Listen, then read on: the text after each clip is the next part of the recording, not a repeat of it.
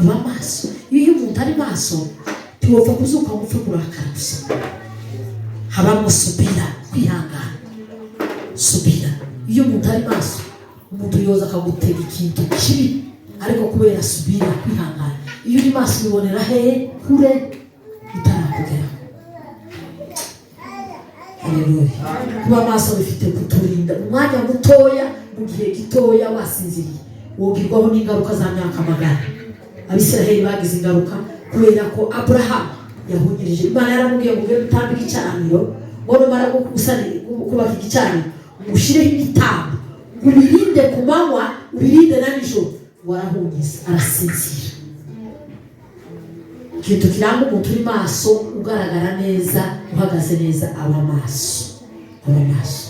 Komantere yanje ntasomye izibwira ngo abakristo bakanuye mu ikanisa ariko batari maso ubugingo bwabo buri muri daje, bijije ubuzima bwabo mu kaga. Satani yarinjiye barayimika mu mazu yabo no mu mitima yabo. Satani yigenga ibitekerezo byabo, kwimika Imana byaragoye, bageranyijwe n'ijanga amafi. Ariko iyo ni komantere ntasomye, ntabwo Birigaramu yabivuze n'abareke wareka, ntabwo wabivuze. Niko ndatekereza injanga zazikanura amaso mu mazi yanje gusa. Iyo ni yanje peke yangu. Umuntu agakanura urujanga ruzarukanura nirwo rwa mbere. Imana yatanze amaso y'injanga niba bamwibiyo zazibona mu mazi zigakura zigaturaga ubundi bwana bw'urujanga zikanuye gutya mu maso. Kamazi n'akanjanga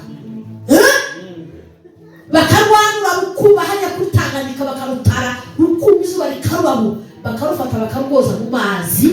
Amazi yo koza mu isahani mu isafuriya yo ikanga tuzaruba rubakanura ubu bavukiye mu mazi rubakanura, bakarukaranga mu mavuta. Ntukavuge ngo wabonye urujanga ubwiza, uzarukanura ugashyiramo ibirungo udufi ukadukaranga twatukureba ukatuka.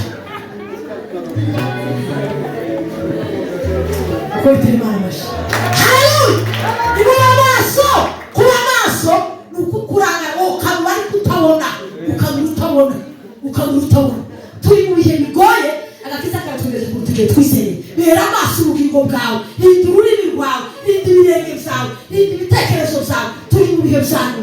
Niba abandi ba Stefano n'intumwa baye maso kugeza igihe bapfa ubuzima bwabo, muzamutekereza ngo tuziyorohereza ubukristo zoro ubukanuka b'amaso.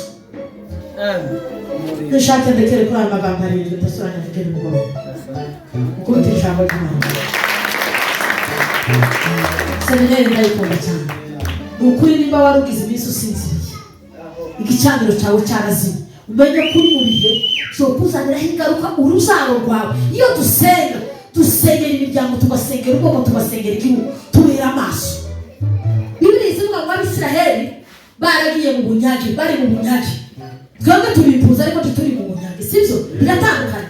Bari mu bunyage ngo babaye maso kugeza igihe abuhungu kandi yarakira umusore w'umunyabwenge wari wuzuye umwuka wera, ngo asoma amateka y'ubuhanuzi, ngo asoma izo ba Yeremiya bahanuye na ba Yesaya, ngo amenye ko igihe cyo gucunga gutaha iwabo kigeze. Ngo aragenda aja guhutumira ngo arasenga, abwira Imana ngo hagurutsa Mana, igihe cyo gutaha kwa Abisiraheli kirageze. Hari amasezerano atosohora mu bwoko no mu miryango yacu tutabanje kuba maso. Iyo turi maso tuzaturema amateka tugahinduka. Igitambo cyo kuba maso ukareba igicaniro mu rugo rwawe biratangaje cyane. Umukristo utazusenga agiye kuryama yabyuka ntasenge, yicara ku manywa ntasenge, ntasome ijambo ry'Imana. Hari ibintu nyababwiye abantu benshi tubaza babyumva, wenda ni mugoroba nibaza ndabona ubunyine batari barya. Abantu baza bakunda gushira imbere ibintu za Brandishuwa no kuruka iminsi y'amavuko yabo, anniversaire. Si icyaha, ariko babisha imbaraga kuruta uko ubugingo bwabo bwo mu mwuka babuha imbaraga. Si icyaha, sinabibi wobikora, ariko ntibi bintu bashize imbere. Hari ibintu muza mukomeza mugaha agaciro bidafite agaciro, bifite agaciro mukabyirengagiza. Kuba maso bigaragaza umugore uhagaze neza. Iryo ni ryo jambo Imana ishize ku mutima.